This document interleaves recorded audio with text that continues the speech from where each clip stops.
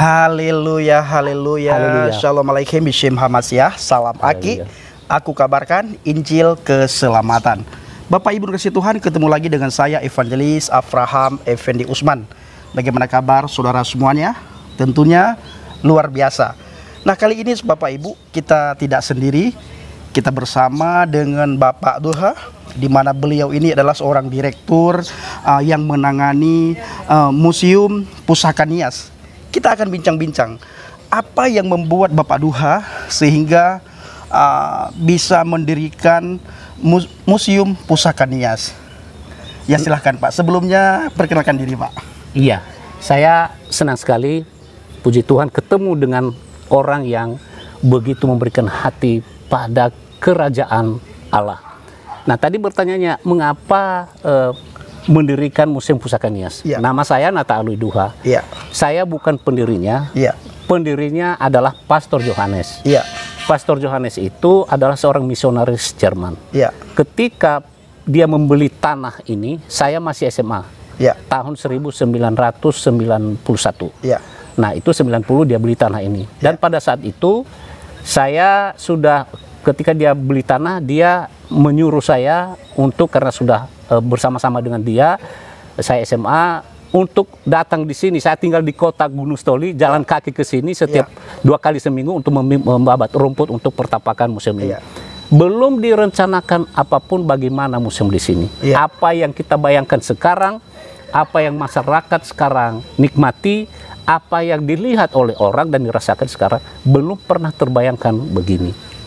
Dan itu semua berjalan menurut saya dari awal, yang sudah mengikuti mulai dari tidak ada museum itu sampai sekarang ini, itu menurut saya satu keajaiban yang luar biasa, dan itu terjadi karena penyelenggaraan ilahi oleh Dia yang ada di atas. Ya, baik Bapak Ibu, ini sangat menarik. Kita akan bertanya juga sama Pak Duha, apa yang dorongan apa yang membuat Pak Duha sehingga begitu yakin Museum Pusaka Nias ini harus didirikan. Nah, saya yakin pertama kalau tujuannya baik harus yakin. Ya. Karena pertama di sini yang dihadirkan adalah bagaimana museum ini menjadi pusat pendidikan, edukasi kebudayaan, kebudayaan dan pusaka bagi masyarakat Nias. Itu khusus dulu. Tentu bagi masyarakat luas juga. Tetapi karena ini di pulau, maka yang mayoritas adalah untuk masyarakat Nias. Kalau itu sudah jelas, edukasi bagaimana mereka menghayati nilai-nilai yang luhur, yang hadir dalam kebudayaan mereka, sehingga mereka menjadi manusia yang punya identitas, berkarakter, berbudi yang luhur, bukan berbudi yang tidak luhur. Kalau itu berbudi luhur, berarti itu kan akan memuliakan Allah, karena tentu budi luhur akan memberikan kemuliaan bagi Tuhan. Nah, baik Pak Duha, atas inisiatif siapa sehingga Pusaka Nias ini bisa berdiri seperti ini? Apakah ada dorongan dari orang lain? Nah, tadi saya sudah sebut pertama seorang Pastor Johannes tadi. Dia ketika dia datang di sini kan terjadi pembelian penjualan barang-barang antik. Betul. Dan kemudian barang antik itu bicara soal sebenarnya sejarah, soal kehidupan, soal apapun tentang Nias melalui benda-benda itu. Nah, karena itu dia tergerak hatinya ketika semua dibawa keluar, itu tidak akan tinggal di Nias, selalu Nias mau belajar dari mana. Betul, betul. Nah, apa yang mereka bisa banggakan tentang Nias? Karena Nias sendiri tidak punya tulisan aksara. Jadi hanya dengan bukti-bukti sejarah itu faktual yang bisa membuktikan bagaimana eksistensi suku ini, orang Nias ini, dan bagaimana cerita di balik setiap benda pusaka yang ada di situ, dan kemudian bagaimana merawatnya, bagaimana mereka kemudian hidup bersama dengan masyarakat yang lain. Nah, Pak Duha, berarti ini semua dilakukan oleh Pastor Johannes ya. Yang saya herankan, inisiatif ini kok timbul dari orang luar justrunya, untuk memelihara budaya, memelihara seninya penduduk Nias sehingga tidak hilang begitu saja ya. Kenapa nggak timbul dari pribuminya sendiri, istilahnya dari orang Nias itu sendiri, Pak Duha? Benar sekali, itu orang sering tanya begitu, Pak. Sering bertanya kenapa orang luar. Tetapi itulah yang kita sebut Kalau kita tanya pastor itu, dia mengatakan belum pernah juga saya pikirkan. Dan itu saya sebagai orang yang percaya sama Tuhan, itu digerakkan oleh Roh Kudus. Mengapa dia? Karena dia seorang pastor, itu bukan lahan dia, bukan tempat dia berkarya, tempat dia adalah datang ke gereja, kemudian ke umat lain sebagainya, bukan untuk mendirikan museum menjadi pusat pelestarian kebudayaan, bukan, atau pusaka yang sekarang kita lakukan, berbagai pusaka kita lestarikan di sini. Tetapi itu semua digerakkan oleh Roh Kudus. Maka dalam perjalanannya juga saya yang sudah ikut sama dia, bersama-sama dengan dia, ya saya dikatakan tadi memang inisiatif dari dia. Tetapi kita juga hadir di sini. Saya orang Nias asli, ya kita juga hadir di sini mendukung, ya mendukung dan bekerjasama dengan supaya cita-cita ini, visi misi lembaga ini tercapai, bisa bermanfaat bagi kebaikan ciptaan. Ciptaan siapa itu? Ciptaan Tuhan. Betul. Dan juga menjadi sarana bagi masyarakat Nias untuk belajar tentang diri mereka sendiri. Oke. Ya, nilai-nilai yang luhur itu. Oke, Pak Duha, apa manfaat pusaka Nias ini bagi masyarakat luas, khususnya bagi orang Nias itu sendiri? Nah, tadi sudah saya katakan, pusaka itu kita bagi dua di sini. Ini kita bicara pusaka ya. Pertama, ada paling tidak pusaka budaya. Ya. Pusaka budaya itu semua yang dihasilkan oleh manusia. Ya. Dan semua yang dihasilkan oleh manusia pada masa lampau, karena tidak tertulis, leluhur kami tidak punya aksara.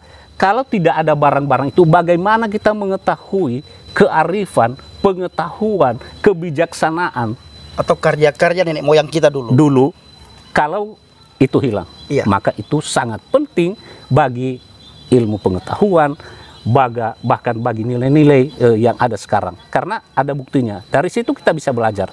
Nah, ada pusaka yang lain. Pusaka alam. Iya. Yang lebih besar dari pusaka budaya tadi. Iya. Pusaka alam, pulau ini sendiri, dan segala sesuatu yang ada di dalamnya. Iya. Burung, satwa, flora, tanaman-tanaman kecil seperti ini, tanaman obat. Bukankah itu lebih penting? Karena manusia hidup, bisa bertahan hidup dari obat-obat yang sederhana ini. Iya. Nah, itu semua pusaka alam. Iya. Sungai. Iya. Bumi. Apakah kita bisa hidup tanpa air dari sungai? Itu pusaka yang mendukung kehidupan kita. Karena itu Museum Pusaka Nias ini bagaimana merawat, memelihara ciptaan yang sudah diberikan oleh Dia yang ada di atas. Luar biasa. Dan itu tidak ditahu bahwa itu adalah sebenarnya yang diharapkan oleh Tuhan sama kita. Jadi tidak semata kita di sini bisa mengerjakan misalnya budaya saja. Iya. Itu demi kebaikan ciptaan. Iya. Ciptaan Dia yang telah menghadirkan kita. Iya. Jadi dalam prosesnya pun bukan gampang museum ini. Terseok-seok, tiarap, baru pandemi, kesulitan. Tidak pernah dibayangkan. Saya sendiri sekarang hampir 10 tahun direktur. 10 tahun saya menjadi wakil direktur. Dari ini staf, kemudian wakil direktur, kemudian direktur, ya. Jadi sudah jatuh bangun ya. Jatuh bangun. Saya melihat bagaimana itu dilakukan, tidak pernah ada nanti kita buat begini tahun depan, begini. Gambar bangunan begini, uangnya begini, nggak pernah. Paling kita maunya begini ya. Iya. Ya mudah-mudahan saja kita ketemu orang, kita bisa bicara ini, kita bisa buat. Nah, kita hanya mimpi begitu.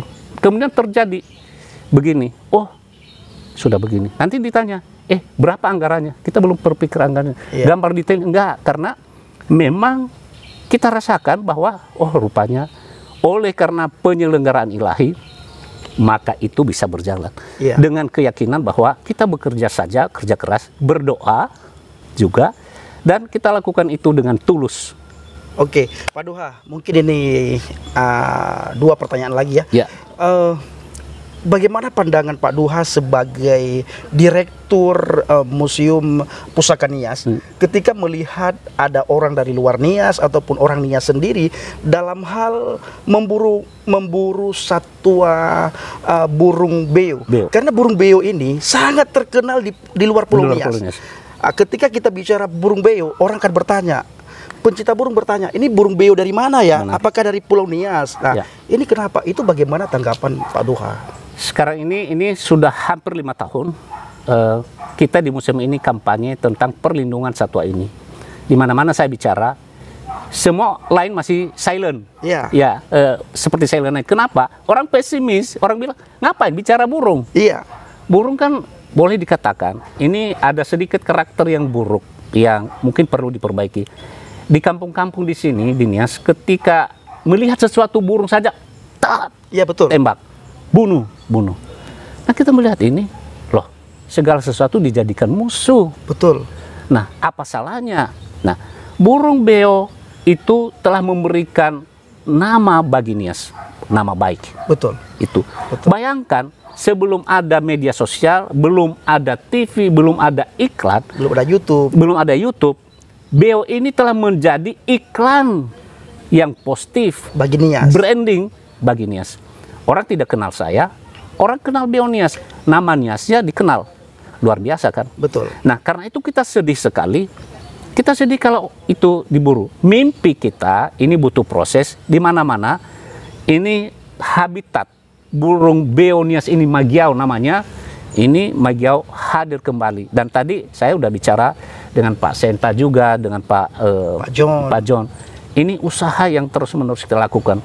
Tidak boleh pesimis. Kalau saya pernah ada dialog di sini dengan para tokoh masyarakat, mereka bilang, tidak mungkin. Saya katakan dulu museum ini dikatakan tidak mungkin terjadi begini. Nah sekarang orang pada mau di sini, sekarang maunya begini. Nah sekarang karena sudah jadi, nah dulu orang pada mencibir dan pesimis. Ya, kalau kita bekerja terus konsisten, terus menerus, disertai dengan doa, dengan hati yang tulus, saya yakin hasilnya akan ada. Dan Tuhan, saya sebagai orang percaya pada penyelenggaraan ilahi Tuhan, bahwa itu pasti akan ada jalan ke sana. Betul. Karena bukan kebutuhannya untuk saya. Betul sekali. Untuk orang banyak, untuk masyarakat Nias, untuk seluruh masyarakat yang bisa menikmatinya. Kalau kata Alkitab, ketika kita bekerjalah seperti bekerja untuk Tuhan, maka hasilnya pun sangat memuaskan dan sangat membuat sukacita kita. Nah, Pak Duha, yang terakhir ini ya, bisa disampaikan bagi para peserta, bagi para penonton channel Injil Habaget, supaya ketika mereka keliling ingin ke Nias, mereka bisa mampir di Museum Pusaka Nias.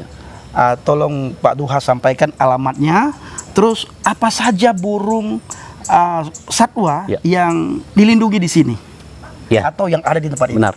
Nah, saya sudah di mana-mana saya bicara ini, karena Museum Pusaka Nias ini hanya satu-satunya museum di pulau ini. Nah, di pulau ini tadi ada mau melihat misalnya tentang sejarah masyarakat Nias, tentang kebudayaannya, ada di sini. Karena kita punya museum dengan benda-benda bersejarah.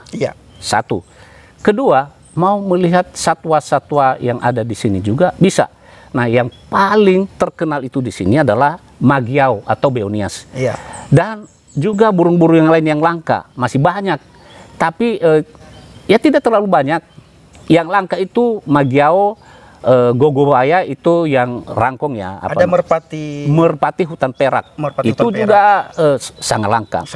Nah, itu paling langka, tapi saya harap ini tidak diburu karena dibilang langka. Ini saya harap. Jangan kita bilang langka tapi justru diburu. Betul. Saya harap detik ini ada komitmen orang Nias mempertahankan daya tarik dan potensi yang ada di pulaunya supaya tidak hilang terus-menerus. Jadi apa yang ada dipertahankan.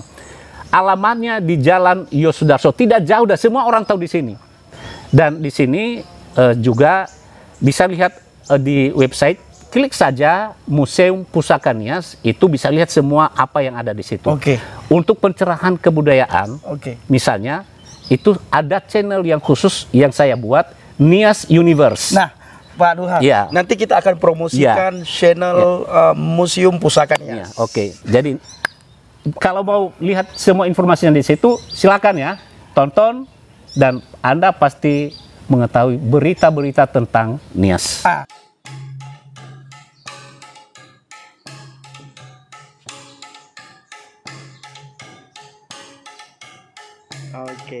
Terima kasih.